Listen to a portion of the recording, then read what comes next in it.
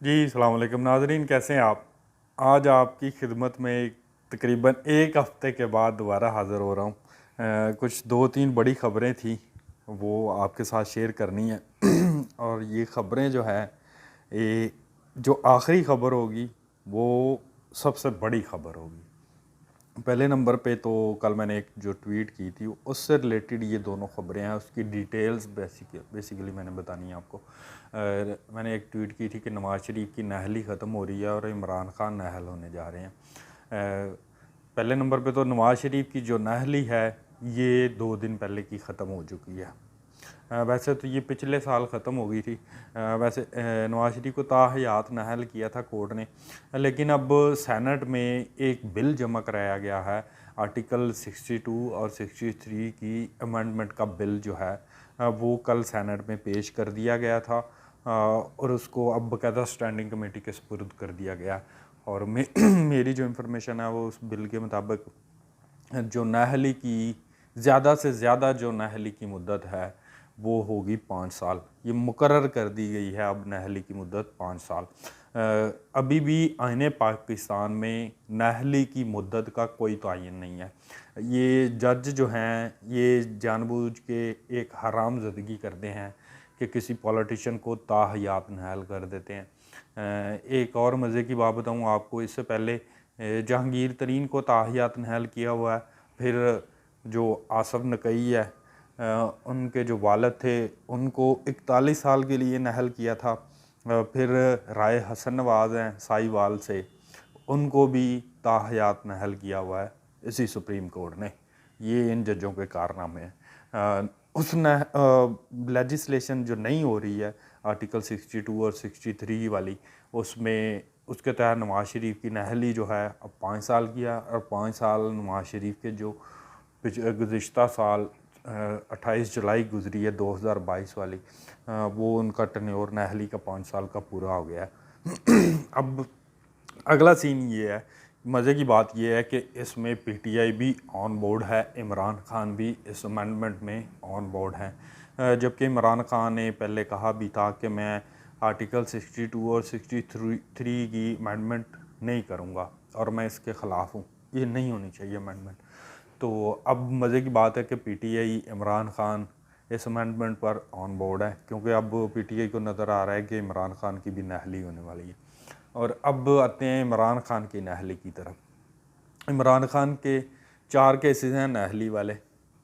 पहले नंबर पे इनका तोशाखाना का जो केस है उसमें उनको नाअहली भी होगी उनकी, और 3 साल सज़ा है, 6 लाख रुपये जुर्माना है। दूसरे नंबर पे इमरान खान का टेरियन वाइट का केस है। तीसरे नंबर पे इमरान खान की फॉरेन फंडिंग का केस है, जिसमें इमरान खान भी नाअहल हो सकते हैं और पीटीआई भी कलादम हो सकती है। चौथे नंबर पे इलेक्शन कमीशन की तौहीन वाला केस है, जिसमें असद उमर ने कल माफ़ी मांगी है। असद उमर, इमरान खान और फवाद चौधरी पर केस है ये इमरान खान की 4 नाअहलियों वाले केस हैं। इसमें अगर चारों में इमरान खान की नाअहली होती है और उस लेजिस्लेशन के तहत कम से कम 5 साल की नाअहली जो है, 4 केसेस में नाअहली हो तो इमरान खान की नाअहली टोटल बनती है 20 साल की। इमरान खान 20 साल के लिए पाकिस्तान की सियासत से नाअहल होंगे। और वैसे भी इनकी 71 साल उम्र हो गई है, और 91 साल की उम्र में अगर नवाज़ शरीफ, मरीम नवाज़, बिलावल भुट्टो, जरदारी कोई भी वज़ीर आज़म बनता है तो 91 साल की उम्र में इमरान खान को वैसे भी पाकिस्तान का आज़ादी वज़ीर आज़म बना देना चाहिए, और बनी गाला के बाहर लिख देना चाहिए आज़ादी वज़ीर आज़म हाउस, क्योंकि इमरान खान दोबारा तो अब पाकिस्तान के वज़ीर आज़म नहीं बन सकते।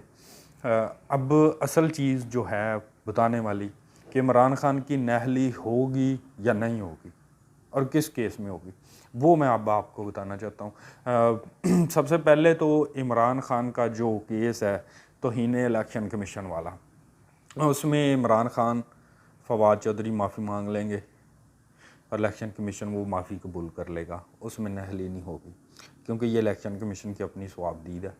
वैसे भी इमरान खान आपको पता है जहाँ से इसको ख़तरा नज़र आता है वहाँ से फ़ौरन पीछे हट जाता है और सरेंडर कर देता है।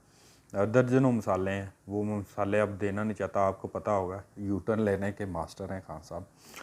इलेक्शन कमीशन की तौहीन वाले मामले में इमरान खान की नाअहली नहीं होगी, वो बच जाएंगे उससे, क्योंकि वो इलेक्शन कमीशन की स्वाबदीदा माफ़ी दे सकते हैं। दूसरे नंबर पे फॉरेन फंडिंग वाला जो केस है, फॉरेन फंडिंग वाले केस में भी इमरान खान की नाअहली मुश्किल है, क्योंकि हो सकता है कि उसकी जो फॉरेन फंडिंग है वो इलेक्शन कमीशन ज़ब्त कर ले और उसको थोड़ी बहुत सज़ा हो सकती है। पीटीआई इसलिए थोड़ी सी बच सकती है कालादम होने से भी।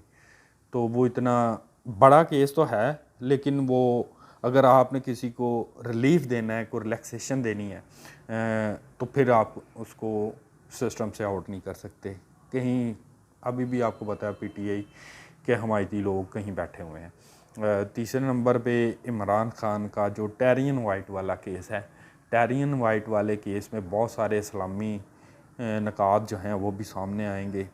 अभी बाकायदा इसकी समाअत होगी, लेकिन हैरत है जज साहब ने 1 मार्च की डेट दे दी है। इतना अहम केस है, वो चल रहा था। अब लार्जर बेंच जो है, जबकि एक फजूल सा फुद्दू सा केस है नैब तरमीम का, सुप्रीम कोर्ट ऑफ पाकिस्तान उसकी रोज़ाना की बुनियाद पर समाअत कर रही है, और इमरान खान का जो टेरियन वाइट वाला केस है उसकी समाअत 1 माह बाद होगी।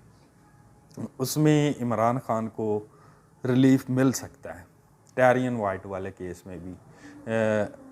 गो के ये केस भी नवाज शरीफ की तरह सेम है, गलत बयानी करने का कि बेटे से तनख्वाह नहीं ली और वो अपने सासों में डिक्लेयर नहीं की,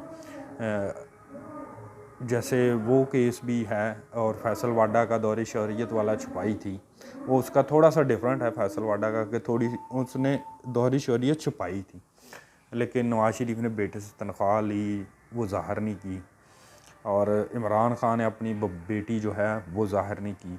इस मामले में थोड़ी सी कोर्ट जो है, स्पेशली इसमें मैं आपको बार बार कह रहा हूँ, इस्लामी नुक्ता नज़र जो है उसके बहुत सारे सवालात उठेंगे। इमरान खान की जान को भी ख़तरा हो सकता है उस केस के दौरान, समाअत के दौरान, तो उसमें हो सकता है इमरान खान बच जाए। और फिर इसके बाद आता है तीसरा केस है चौथा केस इमरान खान की जो तोशा खाना वाली नाअहली है। उस मामले में तोशा खाना में इमरान खान नाअहल होंगे। सिर्फ मेरी जो इंफॉर्मेशन है और कैलकुलेशन है जो उसके मुताबिक, तोशा खाना वाले केस के मुताबिक इमरान खान की जो टेम्परेरी जो नाअहली हुई है वो बदल जाएगी 5 साल की नाअहली में। वो उसमें तकरीबन इमरान खान को 3 साल की सज़ा होगी, और पाकिस्तान में जो अगला जनरल इलेक्शन होगा इमरान खान वो जेल में देखेंगे। इलेक्शन के 2 साल बाद आई थिंक इमरान की फिर बेल होगी। और अब आते हैं एक जो बड़ी खबर आखिर में मैंने फाइनल आपको देनी थी, वो ये है कि इमरान खान से हट के अब एक चीज़ और आपको मैं थोड़ा सा पीछे लेकर जाना चाहता हूँ। नवाज शरीफ और बेनज़ीर भुट्टो, इन दो लोगों ने जो मसाके जमहूरियत किया था उसमें कुछ जो चीज़ें शामिल की गई थी, अब वो दौर आ रहा है उन पर बाकायदा अमल दरामद कराने का। अमल दरामद इस तरह होगा कि नवाज शरीफ और बेनज़ीर भुट्टो ने एक उस मसाके जमहूरियत में एक शिक शामिल की थी कि पाकिस्तान में जो इसकी एजेंसी है आईएसआई, उसका सरबरा जो होगा वो सिविलियन होगा, सेम लाइक आईबी, यूनिफॉर्म वाला जनरल नहीं होगा। और दूसरे नंबर पे आर्मी चीफ से कोई बंदा वज़ीर आज़म, आर्मी चीफ किसी भी वज़ीर आज़म को ये रिक्वेस्ट नहीं करेगा कि आप फ़लाँ आईएसआई चीफ लगा दें। और तीसरे नंबर पे एजेंसियों के सरबराहान की तैनाती जो है वो प्योरली वज़ीर आज़म का अख्तियार होगा, और आईएसआई का पॉलिटिकल विंग जो है वो ख़त्म किया जाएगा। ये लेजिस्लेशन जो है बहुत बड़ी लेजिस्लेशन होगी अगर होती है तो, और मेरी इंफॉर्मेशन यही है। मैंने आपको कुछ अर्सा पहले एक वीलॉग में बताया था कि पाकिस्तान में 3 बड़ी लेजिस्लेशन होंगी पीडीएम की गवर्नमेंट में। पहली गवर्नमेंट थी, पहला लेजिस्लेशन थी कि आपका जो स्टेट बैंक का बिल था वो रिवर्स होगा, और वो हो चुका है। तीसरे नंबर पे मैंने बताई, दूसरे नंबर पे बताई थी कि आर्टिकल 62 63 वाली जो अमेंडमेंट है वो परसों का बिल पेश हो चुका है सेनेट पे। और तीसरी जो लेजिस्लेशन है वो ये है जो मैं बता रहा हूँ कि आईएसआई चीफ की अपॉइंटमेंट जो है प्योरली वज़ीर आज़म का अख्तियार होगा, और सिविलियन होगा आईएसआई चीफ, यूनिफॉर्म में नहीं होगा।